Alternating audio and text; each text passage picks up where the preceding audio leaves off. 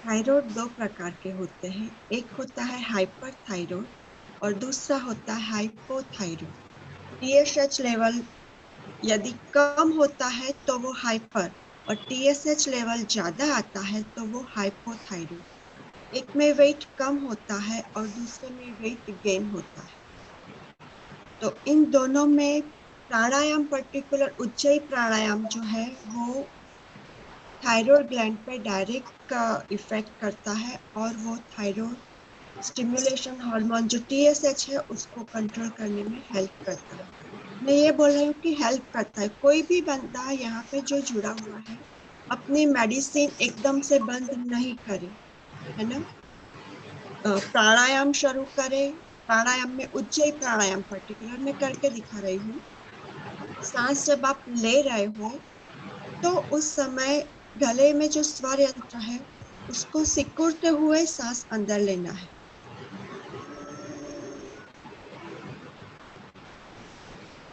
बाहर नॉर्मल निकालना है। अंदर ले तब ऐसे आवाज आएगा, है ना। स्वर यंत्र थोड़ा सिकुड़ेगा ना, इसलिए।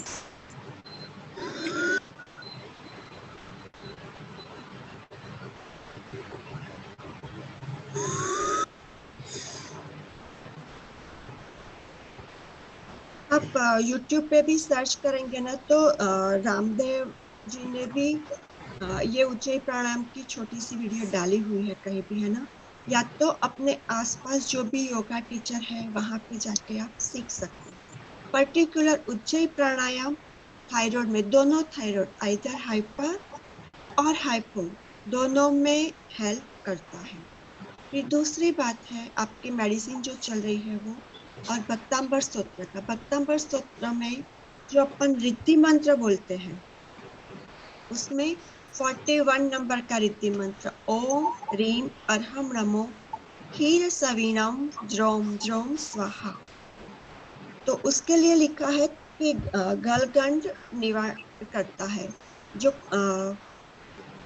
थायराइड डिसीज है उसको कंठमाल रोग भी बोलते हैं, क्योंकि कई बार उस पे यहाँ पे गांठें हो जाती है तो कंठमाल रोग भी बोलते हैं उसको। तो क्षीर सवीनम ओम ह्रीं अर्हं नमो क्षीर सवीनम ज्रोम ज्रोम स्वाहा। इसके लिए ऐसा कहा है कि इसके 1.25 लाख जाप आप करो, मतलब 21 दिन का अनुष्ठान जैसे भक्तांबर स्तोत्र का एक श्लोक का करते हैं वैसे इसका भी ए रिद्धि मंत्र का भी आप 1.25 लाख जाप करेंगे। ऐसा अनुष्ठान लो 15 दिन या 21 दिन, जो आपको अनुकूल हो वो। और जब आप मंत्र चैंटिंग करते हो उस समय उस अपने सामने पर्टिकुलर गाय का दूध रखें, है ना। जो विधि बताई है उसमें गाय का दूध कहा है, तो गाय का दूध अपने सामने रखे। उसमें आप अपनी इच्छा मतलब टेस्ट के अनुसार शुगर इलायची मिला सकते हैं और फिर वो मंत्रित दूध पी जाए तो भी बहुत हेल्प करता है ना। और भक्तांबर स्तोत्र का जो 45 नंबर का श्लोक है उसका भी आप 9 बार चैंटिंग करो और फिर वो मंत्रित पानी पी लो तो भी वो उतना ही हेल्प करता है। बेसिकली मेरा खुद का अनुभव ये है कि अपनी जो भक्ति होती है, भक्ति कभी खाली नहीं जाती है ना। तो भक्तांबर स्तोत्र का कोई भी डिसीज है आपको समझ में नहीं आता है तो भक्तांबर स्तोत्र का जो 45 नंबर का श्लोक है वो हर एक डिसीज को मैनेजमेंट में वो हेल्प करता है। आपकी मेडिसिन है वो कंटिन्यू करो और योगा टीचर को पूछ के प्राणायाम भी शुरू करो, है ना। और आपके डॉक्टर जब आपको फॉलोअप के लिए कहे तो फॉलोअप में आपका ब्लड वर्क होगा तो वो जो भी डिफरेंस आता है वो अपने को पता चलेगा। डायरेक्ट मतलब डॉक्टर आपको ऑपरेशन करवाने का बोले तो उसके लिए थोड़ा, कोई एक्यूट डिसीज नहीं है तो थोड़ा ब्रेक करने के लिए कहे कि डॉक्टर क्या इसमें को हम 15 दिन 1 महीना के बाद कर सकते हैं, इन बिटवीन आप ये करेंगे तो वो आपका डिसीज कम होने में वो डेफिनेटली मदद करेंगे, है ना। यस जी, जी। मेरा ये खुद का अनुभव है। जब मुझे थायराइड डिजीज था तो मैंने खुद ने किया हुआ है। मेरी 40 mg मेथीमेजोल टैबलेट थी, उसमें से काफी रिड्यूस हो गई और मतलब 3-4 साल से मेरी मेडिसिन बंद हो गई। मैं आज भी ये कहूंगी, मेडिसिन एकदम बंद मत करना। जब जैसे जैसे आप ब्लड रिपोर्ट करवाएंगे, ब्लड रिपोर्ट आपका नॉर्मल आने लगे, डॉक्टर बोले उसके बाद में ही मेडिसिन बंद करना। एकदम से कोई भी मेडिसिन बंद नहीं करते, नहीं तो अपना बॉडी उस मेडिसिन से यूज टू होता है। आप एकदम से बंद करते हैं तो फिर साइड इफेक्ट होता है ना। जय जिनेन्द्र। बहुत बहुत अच्छा नेहा जी। मैं पिछले 8 साल से मुनिश्री अमोघ कीर्ति महाराज जी से स्वाध्याय आइदर यूट्यूब से या तो पिछले 2.5 साल से जूम के माध्यम से हम लोग कर रहे हैं। स्वाध्याय में महाराज श्री हमें ज्यादातर भक्ति करने के क्या बेनिफिट्स है उसके विषय में हमें समझाते हैं। उन्होंने अ, आज 28 है तो 27 तारीख मतलब 27/7 को जो हमें स्वाध्याय करवाया था, उसमें हमें जो स्वाध्याय करवा रहे थे उसमें स्तुति का वर्णन आया था। स्तुति का वर्णन आया था तो कोई भी स्तुति, आइदर भक्तांबर स्तोत्र हो, कल्याण मंदिर स्तोत्र हो, फिर विशापहार स्तोत्र हो, ऐसी जो भी स्तुति या स्तवन है, जो जब हम भगवान की भक्ति स्तुति द्वारा करते हैं तो हमारे विघ्नों का नाश होता है। विघ्न मतलब हमारी लाइफ में जो भी हर्डल्स होते हैं वो हर्डल्स दूर होते हैं। फिर दूसरा उन्होंने समझाया था कि जो भी देवी बाधाएं होती है, कई बार ऐसा बोलते हैं ना लोग कि ये ऊपरी बाधा हमें सताती है। ऐसे व्यक्ति नॉर्मल बैठा हो और एकदम से उस वो अनकंट्रोल हो जाए, कई बार ऐसा हमने देखा है, फिर आधे घंटे के बाद वो नॉर्मल हो जाता है। डॉक्टर को बताते हैं तो डॉक्टर बोलते हैं कि उसको कुछ नहीं है। ऐसी जो ऊपरी बाधाएं होती है वो दूर होती है। फिर कहा, चौथी बात, इच्छा के अनुसार अर्थ की प्राप्ति होती है। यदि हम गृहस्थ लोग हैं तो हमारा कोई भी काम विदाउट मनी नहीं हो सकता है ना। तो हमें धर्म कार्य करने के लिए भी पैसे चाहिए। नो डाउट हमारी प्रायोरिटी धर्म होना चाहिए, पर पैसे के बिना कुछ नहीं हो सकता। If we don't have money तो हमारी प्रायोरिटी ये रहेगी कि हम पैसे कमाने जाए, या तो हम धर्म भी नहीं कर पाएंगे। अभी हम सब इतना सुन रहे हैं, क्यों? क्योंकि हमारे पास उतना समय है कि हम पैसे कमाने नहीं जाके शांति से बैठ पाए, धर्म कर पाए। तो यथेष्ट मतलब इच्छा के अनुसार आपको धन की प्राप्ति भी हो सकती है। और चौथा बताया कि इस भाव तो अच्छा जाएगा ही, आपका अगला भाव भी सुधरेगा। जैसे हमारे जिनागम में जो विशेष पद बताए हैं, चक्रवर्ती, फिर सौधर्म इंद्र, लोकांतिक देव, तीर्थंकर भगवान का पद, ऐसे जो विशेष पद है वो भी तीर्थंकर भगवान की भक्ति करने से, स्तुति करने से हमें प्राप्त होते हैं। तो इतना महत्व है स्तुति का, है ना। जैन धर्म में जो भी क्रियाएं हैं, अभिषेक पूजा है, स्तुति है, फिर मंत्र है, सबका अपना अलग अलग महत्व है। मैंने आपके साथ जो शेयर किया वो षटखंडा गम की धवला टीका है। उसमें आचार्य श्री ने ऐसा लिखा है कि स्तुति करने के इतने बेनिफिट्स होते हैं, है ना। तो भगवान की भक्ति करो, अपने प्रॉब्लम्स है वो भगवान के साथ शेयर करो कि भगवान मेरे ये प्रॉब्लम्स है, हमें रास्ता दिखाना। भगवान से कंडीशन मत रखो कि भगवान मेरा प्रॉब्लम सॉल्व हो जाएगा इसलिए मैं कर रही हूँ, ऐसा नहीं। भगवान मेरा ये प्रॉब्लम है, आप सॉल्व करने में मुझे रास्ता दिखाओ, मुझे भक्ति करने में कोई अड़चन हो तो दूर करने में सहाय करो, है ना। ऐसी प्रार्थना करो भगवान से। आप जितनी भी प्रेयर कर सको, बात कर सको, करो। है ना?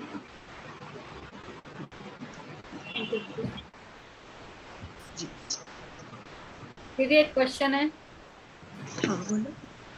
किसका पूछना? ये हैंड रेज है किसी का? कपिला बेन एंड मनीषा जी, हाँ अनम्यूट करो। हाँ पूछ क्या? नहीं नहीं ऐसे बोले जो मंत्र जो बोले ना, ओम ह्रीम अरहम, इसके बाद क्या बोले? ओम ह्रीम अर्हम नमो क्षीर सवीनम ज्रोम ज्रोम स्वाहा। नमो क्षीर सवीनम, कवीनम। हाँ 41 नंबर नो भक्तांबर सॉरी भक्तांबर में जो 41 नंबर का श्लोक है उसका रिद्धि मंत्र है, या तो फिर जो गणधर वाला मंत्र है उसमें 41 नंबर का सूत्र ये है, ओम अर्हम नमो क्षीर सवीनम ज्रोम ज्रोम स्वाहा।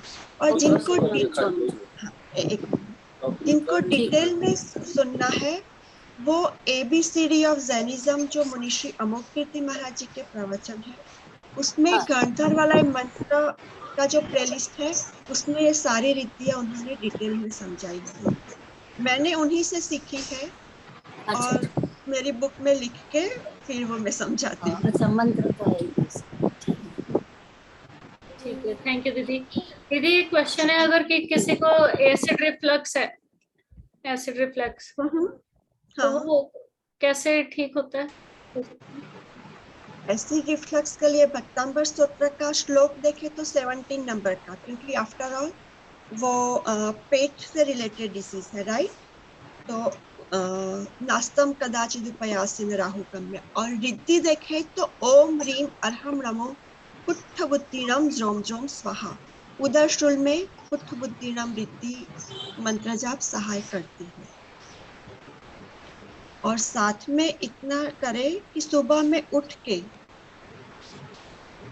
ब्रश किया, ब्रश करके तुरंत नॉर्मल टेम्परेचर पे जो पानी होता है ना वो पानी 1.5 से 2 ग्लास पीने की हैबिट डाले तो भी वो हेल्प करेगा एसिड रिफ्लक्स को दूर करने में। 17 नंबर का श्लोक और 6 नंबर के श्लोक की रीति। ठीक है, थैंक यू सो मच दीदी। Thank you Neha ji, thank you. जय जिनेंद्र। नेहा जी कभी समय आप हो अनम्यूट कर सकते हैं अगर किसी को कुछ क्वेश्चन है, और दीदी के पास 2 मिनट का समय है। किसी को कोई क्वेश्चन है तो पूछ सकते हैं, नहीं तो फिर विल लेट दीदी गो। कांता आंटी ने विवेक आपको आप खुद, हाँ जी विवेक ये आपने आप पन... मैं ये बोल रहा था कभी समय की अनुकूलता हो तो एक बार दोबारा से रिद्धियां आपसे सीखना चाहते हैं। आप बहुत अच्छा समझाते हैं जब भी अनुकूलता हो समय की। जी ठीक। एवरी क्वार्टर एक बार जय अच्छा जिनेंद्र है जी। का आइडिया, रिवीजन होता रहेगा और सभी को जो नए चीजें हैं उन सबको भी फायदा मिलेगा, इनाम मिल सकता है ना। आंटी समझ में नहीं आया, स्टार्टिंग मिस हो गई, आपने क्या बोली? आवाज नहीं आ रही। जो आपकी बोली डिवाइस थी थोड़ी नजदीक ले लो तो हाँ थोड़ा आवाज दूर से क्लियर आवाज है। आ रही है। यस हाँ हाँ, मैं ये बोल रही थी कि जो भैया ने सजेस्ट किया ना, ऐसे नेहा जी अगर क्वार्टर में 1 टाइम 3 मंथ 1 टाइम भी आके रिवाइज करा लेना तो हम सबके लिए भी अच्छा, और नए जो जुड़े उन सबको भी लाभ मिलेगा। जी आंटी, यस विल रिक्वेस्ट दीदी अपर्णा अगेन। मेरा एक क्वेश्चन है। अपर्णा मेरा एक क्वेश्चन है। बोलिए हेलो, कांता आंटी। हाँ जी जय जिनेंद्र जी। मैंने ये पूछना था, आपने कहा ना 45 श्लोक कितनी बार पढ़ना है वो थायराइड के लिए? मिनिमम 9 बार और मैक्सिमम आपको जितनी बार पढ़ना है उतनी बार। भक्ति करने में कोई लिमिट नहीं 9 होती बार है ना। नवकार मंत्र बोला है आपने, 9 बार नवकार मंत्र बोला है आपने, बोला हाँ, 9 बार नवकार मंत्र। और श्लोक कितनी बार? जितनी बार मर्जी कर लो। श्लोक भी 9 बार बोलो, आप 9 बार बोलो, 18 बार बोलो, 27 टाइम्स बोलो। 9 का जो मल्टीप्लीकेशन है उसमें करते हैं क्योंकि 9 का अंक अटूट है, इसलिए 9 के मल्टीप्लीकेशन में करते हैं, है ना। ओके, क्या कहा आपने दीदी? 9 का क्या है? 9 का 9 ones are 9, 9 twos are ये 18। वो तो समझ गए, हाँ जी। रीजनिंग क्या हाँ, बताइए तो वो आपने? अटूट बोलते हैं उसको। ओके। आप 9 का मल्टीप्लिकेशन कितनी भी बार करोगे एंड उसका 9 ही आएगा। That's true. हाँ। हाँ, नेहा जी, किसी का प्रश्न है कि डिप्रेशन के लिए कौन सा श्लोक और कौन सा मंत्र या रिद्धि करना है? श्लोक नंबर 6, श्लोक नंबर 6 और रिद्धि ओम ह्रीं अर्हं नमो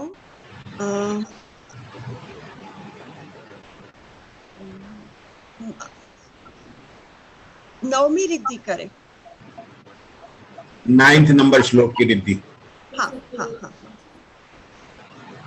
9th श्लोक की रीति, हाँ। और ना 18th नंबर के श्लोक पे भी लिखा हुआ है डिप्रेशन के लिए। दीदी 9th नंबर की रिद्धि लिखी हुई है, ओम ह्रीं अर्हं नमो अरिहंताणं नमो संभीण कपड़े बंद सौदारणं सौदारावण। श्रम श्रम। ओम राम ह्रीं रूम फट स्वाहा ओम रिद्धये नमः। अरे बंद और 6 नंबर की भी कर सकते और हैं। ठीक है दीदी, 6 थैंक यू सो 7 नंबर की भी कर सकते हैं, क्योंकि रिद्धि का प्रभाव सिर्फ हमें पता है उतना ही नहीं है, और भी बहुत सारे प्रभाव होते हैं। तो 6 7 नंबर की रिद्धि या तो फिर 9 नंबर की रिद्धि भी कर सकते हैं। और श्लोक आपने जो बोला वो 18 नंबर का कर सकते हैं। थैंक यू सो मच दीदी। बस वन लास्ट लेते हैं and then I let you go. मैंने आपको कहा था 10-15 मिनट के लिए, बट कोई बात नहीं, बोलिए। मीना आंटी। हाँ जी, जय जिनेंद्र। हाँ, मुझे पूछना है कि दिमाग के लिए मेरी बेटी का ब्रेन हेमरेज हुआ था, अभी हुआ है तो हॉस्पिटल में है 2 महीने से, तो उसका स्वॉलो कम होता है, तो उसके लिए कितना, मैं 45 तो करती हूँ, 6 भी करती हूँ, तो कौन सा करना चाहिए? मतलब उसके ब्रेन ट्यूमर है, राइट? ब्रेन हाँ, नहीं, उसको है, हमारे फैमिली में हार्ट का प्रॉब्लम है, तो उसको हार्ट में एन्यूरिज्म हुआ था, तो एन्यूरिज्म से ब्रेन हेमरेज हो गया, तो फिर उसको यहाँ से सर्जरी करके वो थोड़ा पार्ट निकाल दिया, तो अभी यहाँ पे लेफ्ट साइड में बहुत सूजन है। ओके। ओम ह्रीं अर्हं नमो परमो हि जीर्णाणं ज्रोम ज्रोम स्वाहा। ये कौन सा श्लोक? 41 3 नंबर की है। हाँ, क्षीणरोग विनाशनम भवतु, 3 नंबर की रिद्धि। और 6वां नंबर भी के नहीं? 6वां नंबर जो मेंटली डिस्टर्ब होते हैं ना, उनके लिए और उदर शुल्क के लिए कही है। Thank you, thank you. Thank you so much दीदी। थैंक यू नेहा जी। जय जिनेंद्र दीदी। जय जिनेंद्र, सभी को जय जिनेंद्र।